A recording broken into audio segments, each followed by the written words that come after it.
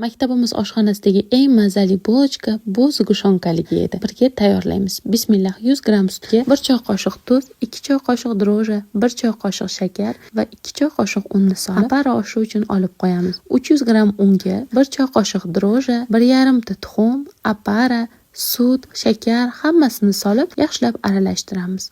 Ustidan biroz yog'ni ham solib yuboramiz. To'liq proporsiyalarni opisaniyada yozib qoldiramiz. Xamirga qancha uzoq ishlov bersak, shuncha mazali yaxshi bo'lib oshib chiqadi. Oshirish uchun esa mikrovolnovkaga 1 stakan qaynoq suv bilan qo'yib qo'ydim. 2 marta oshirib oldim. Tuxumdan kattaroq bo'lachala qilib, yana bir pas oshib chiqqandan keyin xohlagancha ishlov berib, duxovka pechida pishirib olishingiz mumkin.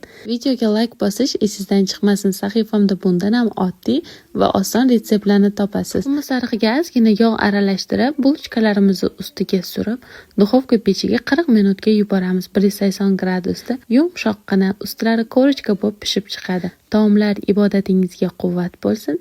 Videoni yaqinlaringizga yuborishni unutmang.